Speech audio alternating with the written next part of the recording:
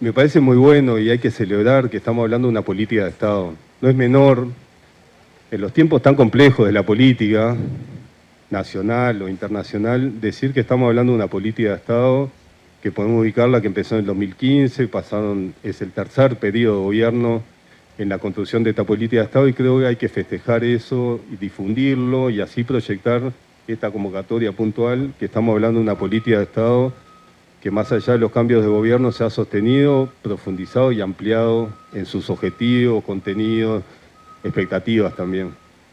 Hablar de política de Estado nos permite darle una estabilidad, que ahora tenemos un plan 2025-2030, pero que se sostiene y se proyecta a objetivos 2040.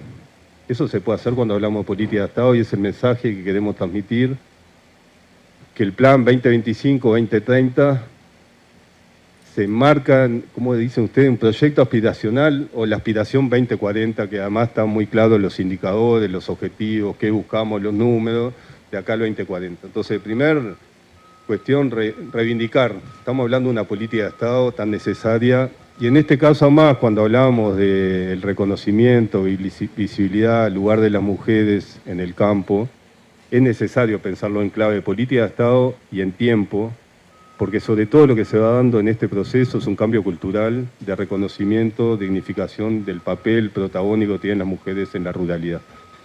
Esa política de Estado tiene 4 o 5 componentes y cierro en eso. El primero tiene concepto y método. Acá hay conceptos de igualdad, de visibilidad, de reconocimiento, pero además al lado de eso hay método que permite, bueno, justamente ir acumulando en 10 años, 11 años ya, cuando hay un método, es la forma, bueno, estos son los contenidos, los conceptos, la igualdad y un montón de cosas más, pero está muy claro al lado cómo llegar a eso. Y eso hay que reconocerlo de esta política de Estado, tiene concepto y tiene método. Lo segundo que tiene es justamente esa posibilidad del plan 2025-2030, eso ordena esta política de Estado. Lo tercero, y es capaz de lo más identitario, es que es una política de Estado construida entre todas. Y tiene esas 3 estructuras que son formalizadas dentro de la construcción de la política de Estado, que sostienen, proyectan, evalúan esta política de Estado, que construye este plan quinquenal, que es el Comité de Seguimiento, como bien decía Paula, 9 organizaciones representando el Comité de Seguimiento, que ahí se evalúa, se analiza, se construye y se proyecta la política.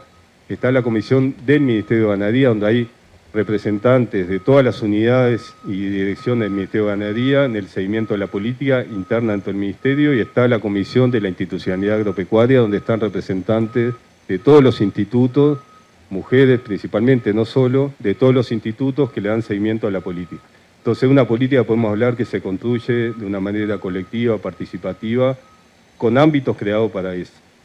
Cuarto componente, y creo de los más lindos de esta política, y como decía Paula, es una historia compartida, y como toda historia compartida, acá hay mucho afecto, hay mucho cariño, hay mucho compromiso, hay mucho anhelo, hay mucha esperanza, y también hay mucha alegría, porque a veces no reconocemos la alegría. Y todas las mujeres que conozco, muchas por suerte, que están en diferentes lugares de la ruralidad, de las organizaciones, si algo que las identifica, a pesar de los problemas, que siempre son muchísimos, es la cuestión de la alegría. Entonces creo que hay que reivindicar que esta política es una política construida en la historia vivida, que se identifica por eso, compromiso, anhelo, esperanza, mucho tiempo, también mucha angustia, pero sobre todo mucha alegría. Eso sostiene también una política de Estado.